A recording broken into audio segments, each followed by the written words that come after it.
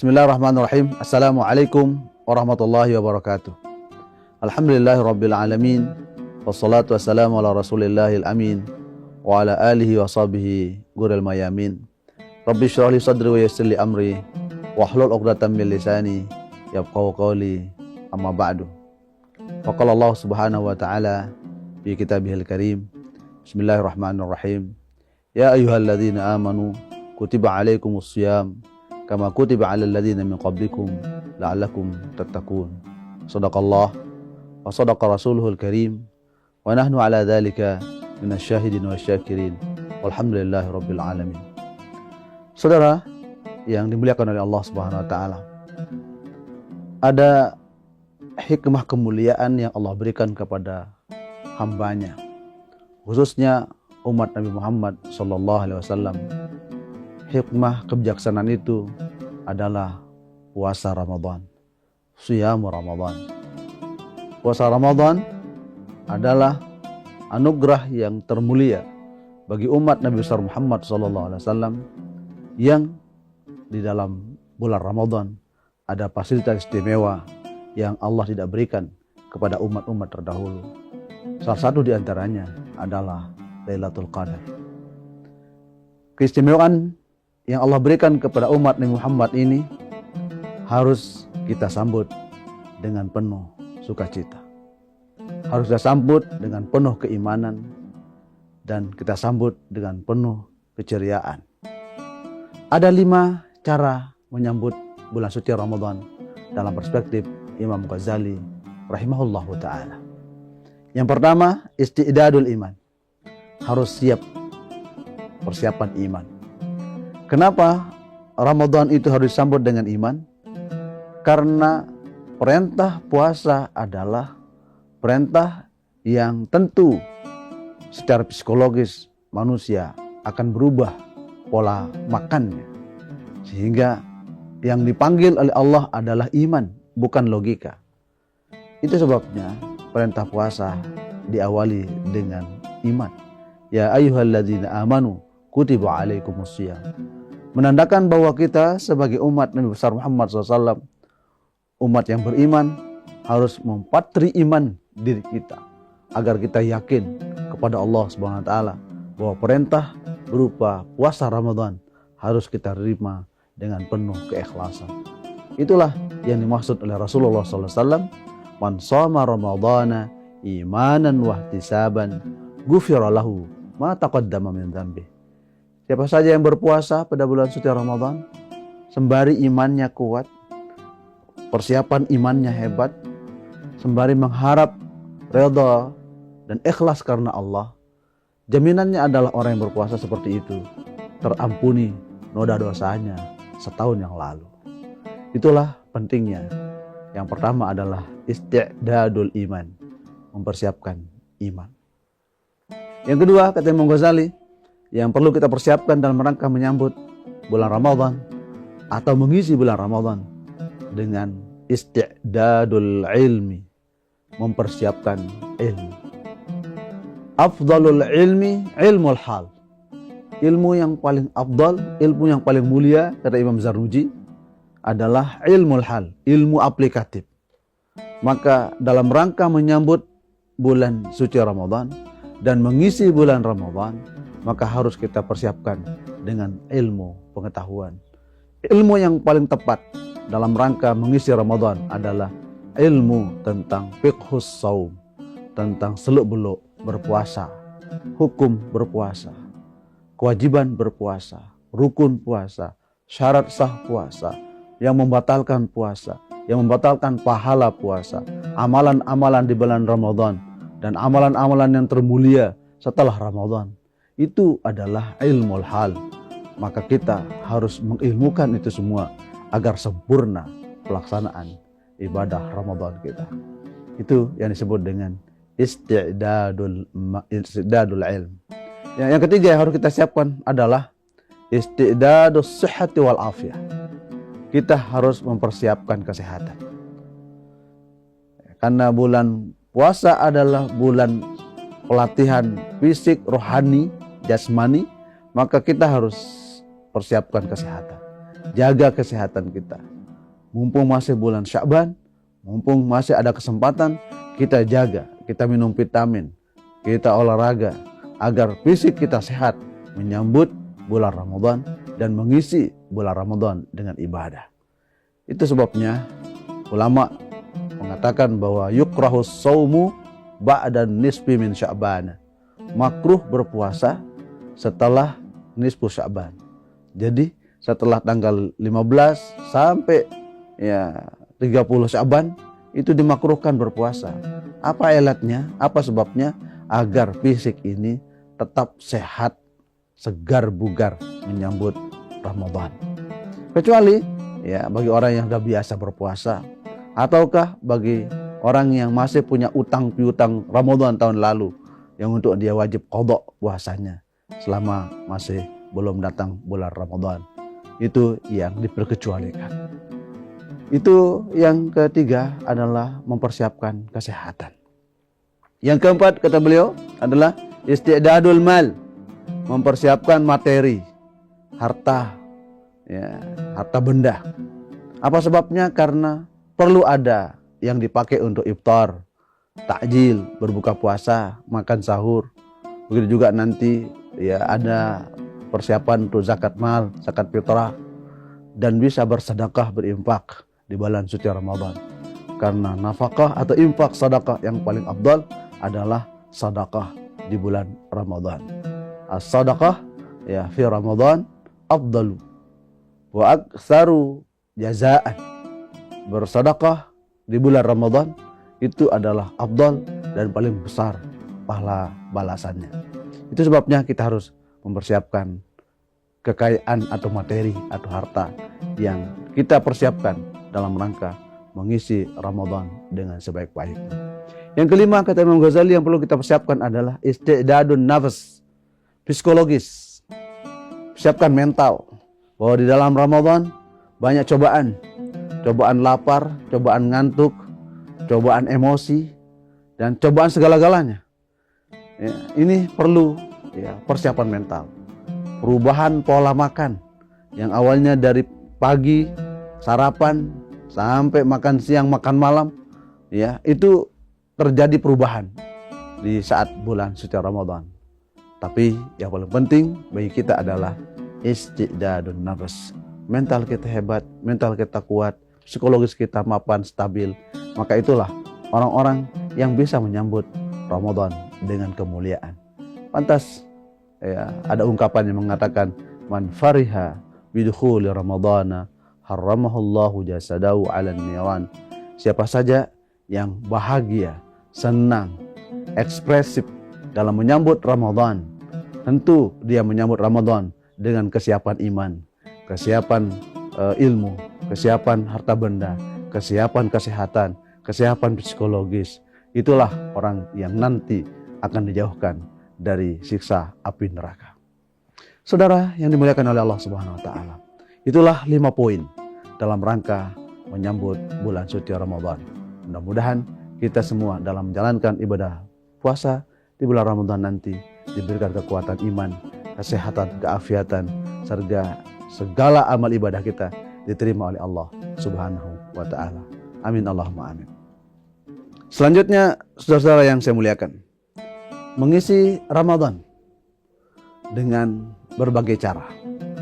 Pertama, mengisi hari-hari Ramadan dengan amal-amal saleh.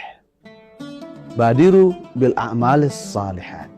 Bersegeralah Anda dalam rangka mengisi kehidupan Anda dengan amal saleh. Ada persoalan yang penting di dalam Ramadan kita. Seringkali era-era modern hari ini, Ramadan sering disibukkan oleh media-media sosial, TikTokan, internetan, YouTubean, WA-an, apapun istilah-istilah itu. Apakah itu bisa mengganggu kenyamanan, kehusyuan ibadah kita, khususnya di bulan suci Ramadan? Ada pandangan yang mengatakan adalah al-maqasid ala hukmil wasail atau al-wasailu ala hukmil maqasid. Sarana, prasarana itu atau wasilah, perantara tergantung pada orientasi dan tujuannya. Gadget seringkali melalaikan kita dalam beribadah. Gadget juga seringkali juga mengingatkan kita untuk beribadah. Dua sisi ini harus kita pandang secara positif. Bahwa bergadget ria di bulan Ramadan apakah mengurangi pahala puasa Ramadan? Tentu perlu dianalisa konten yang ada pada gadget kita. Jika konten yang ada gadget kita itu ada Quran, ada murattal, mendengar nasihat-nasihat ulama, mendengar nasihat-nasihat ya orang-orang yang cendekia, yang menyejukkan hati, menenteramkan jiwa, maka itu akan menjadi persoalan yang baik, tentu terpandang dan termulia, karena itu bisa menjadi sarana kita dekat kepada Allah Subhanahu wa Ta'ala. Sebaliknya, jika gadget itu melalaikan kita kepada Allah, ya, melihat hal-hal yang dilarang ya oleh Allah, ya, ada foto-foto yang seronok, yang tidak cocok, tidak sesuai dengan kode etik agama, itu bisa mengurangi, bahkan bisa membatalkan pahala puasa. Karena bisa pahala puasa batal, ya, disebabkan karena kita tidak bisa ghaddul basar, menahan pandangan, ya, tidak bisa nahan tangan untuk menyebarkan hoax, berita-berita bohong. Itu semua bisa membatalkan pahala puasa kita. Tapi jika tangan ini terampil kreatif, menulis nasihat-nasihat, kemudian kita kirim di IG, kita kirim di TikTok, kita kirim di YouTube, kita kirim di medsos, itu akan menjadi amal saleh yang bisa menjadi sarana introspeksi bagi diri kita dan orang lain. Itulah yang dimaksud oleh Allah dalam Al-Quran. Watawasau bil haqq, watawasau bis sabr. Saling menasihati dalam kebenaran, kebaikan, kesalahan, dan terus saling menasihati dalam aspek-aspek kesabaran dan ketahanan, resiliensi diri kita terhadap problematik kehidupan. Saudara yang dimuliakan oleh Allah Subhanahu wa Ta'ala, maka implikatif dari persoalan-persoalan kontemporer ini bisa dilihat pada dua ranah. Pertama adalah ranah normatif, bahwa orang-orang yang melakukan amal kebaikan melalui media sosial, sesungguhnya itu adalah jejak digital sosial yang akan terus diunduh, akan terus dibaca oleh semua orang. Maka sampaikanlah pesan-pesan yang mulia, sampaikanlah pesan-pesan yang dapat menggugah orang menuju kebaikan dan kebenaran. Itulah esensi kita dalam bermedia sosial. Jejak digital ini akan menjadi sesuatu yang abadi jika itu, ya, berpengaruh kepada persoalan-persoalan sosial. Maka inilah yang disebut dalam Al-Quran, "Faman ya'mal mithqala dzarratin khairan yarahu." Siapa saja yang melakukan kebaikan sekecil biji sawi, seperti kuman pun, dia akan lihat. Sekarang kita lihat jejak digital sekarang ini, yang bertahun-tahun itu bisa dilihat hari ini. Kenapa? Karena itulah kecanggihan. Maka tanamkanlah hal-hal kebaikan untuk dikenang oleh generasi-generasi yang akan datang. Ma'al mithqala dzarratin syarran yarahu. Begitu juga jika jejak-jejak digital negatif yang ditinggalkan pasti akan terlihat. Nah, inilah pentingnya filterisasi. Agama hadir untuk memfilter generasi-generasi anak bangsa agar tetap pada ranah keimanan, ketakwaan, dan memiliki dimensi kesalehan personal dan kesalehan sosial. Saudara yang dimuliakan oleh Allah Subhanahu wa Ta'ala, upaya kita sesungguhnya dalam melakukan, ya, filterisasi generasi muda dari persoalan-persoalan gadget ini, ya, di dalam kitab Ta'lim wa Ta'lim secara sederhana, Imam Zarnuji memberikan gambaran bahwa yang paling penting di dalam melakukan pendidikan terhadap anak itu adalah pertama at-ta'dib. Ajarkan adab sopan santun kepada anak. At-ta'dib adalah sebuah upaya kita memfilter generasi kita agar tidak terlarut dengan media sosial. Seringkali ya kecanduan media sosial itu menjadi perusak ya intelektual anak. Pembiasaan yang harus dilakukan selama Ramadan, karena Ramadan adalah madrasah. Ramadan adalah madrasah tarbawiyah, ya, wadah untuk melakukan kaderisasi dan pendidikan kepada anak-anak kita. Maka paling hebat bagi kita adalah mampu memanage, mampu mengatur ritme pendidikan anak-anak kita. Di mana Ramadan sebagai madrasah, sebagai universitas yang tempat mendidik anak-anak generasi yang nantinya keluar menjadi sarjana yang disebut dalam Al-Quran adalah la'allakum tattaqun. Inilah salah satu tindakan preventif kita dalam menjaga ya psikologis, mentalitas anak kita yang sehari-hari bergumul dengan dunia digital atau gadget. Ini yang pertama, cara memfilter generasi muda dari ya kecanduan terhadap ya elektronik atau media sosial. Yang kedua adalah at-ta'mik, berusaha memberikan internalisasi terhadap ajaran-ajaran agama. Pendekatan yang paling penting bagi orang tua adalah ya pendidikan hati ke hati, dari hati ke hati.